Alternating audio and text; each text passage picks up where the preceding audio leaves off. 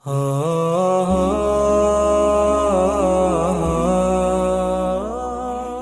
زهرجنو سریالونو، فلمونو او ډرامو حقیقت. ژباړه حسان مجاهد صاحب.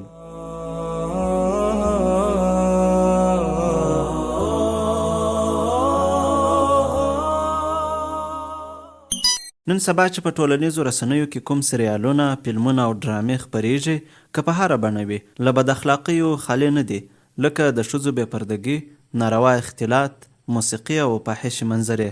په دې ډرامو کې د ناروا مینې او عشق کیسې، د بې حجابۍ صحنې، د خاوند او مېرمنو ترمنځ خیانت او نور ورته موضوعات په پراخه توګه ښکاره کیږي.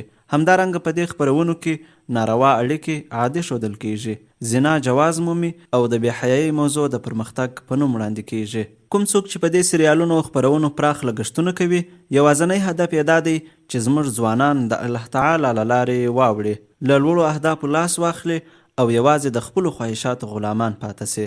د بهرنیو فلمونو او سریالونو لیدل په اسلامي عقیده او اخلاقو باندې لوی خطر دی، ځکه دا خپرونې د اسلامي اصولو تابع نه دي او د دې فلمونو تولیدونکي د اسلام اصولو ته هیڅ پابند نه دي. ځینې چینلونه چې مخکې تړل سوي وو اوس خلاص سوي دي او زنا پکې په ښکاره او وړیا توګه ښودل کیږي. د دې سربیره داسې ډرامې ډېرې اوږدې وي چې ځینې وختونه یې شمېر تر 300 برخو رسیږي، خو بیا هم ښځې او نارینه دواړه د دې خپرونو لیدلو ته لیوالتیا لري، د هغوی وختونه پیژني او د بیا خپرولو وختونه یې په یاد لري. دا خپرونې د نفساني غوښتنو دروازې پرانیزي، ارزښتونه او اسلامي اخلاق زیانمنوي او داسې چاپیریال وړاندې کوي چې په ښکاره ډول غیر اسلامي او غیر اخلاقي دي.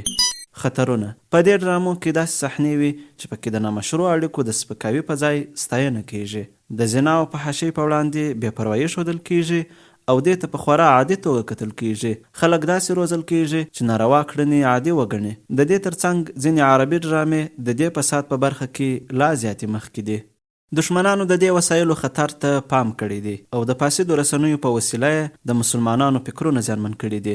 دا د مسلمانانو سیمې نه، بلکې د هغوی ذهنونه استعماروي. موږ د داسې یرغل سره مخ یو چې نه ټانکونه لري او نه الوتکې، بلکې دا د شهواتو، فحاشۍ او ناوړه فلمونو یرغل دی. په پای کې باید ووایم چې د دې بدمرغیو مخنیوی زموږ په لاس کې دی، نو موږ باید د دې فاسدو رسنیو او خپرونو پر وړاندې هوښیار پاته سو او د خپلو کورونو دروازې باید د دې فاسدو رسنیو پر وړاندې وتړو. خپل ځوان نسل د فتنو او فسادونو له دې خطرناک توپان څخه وژغورو.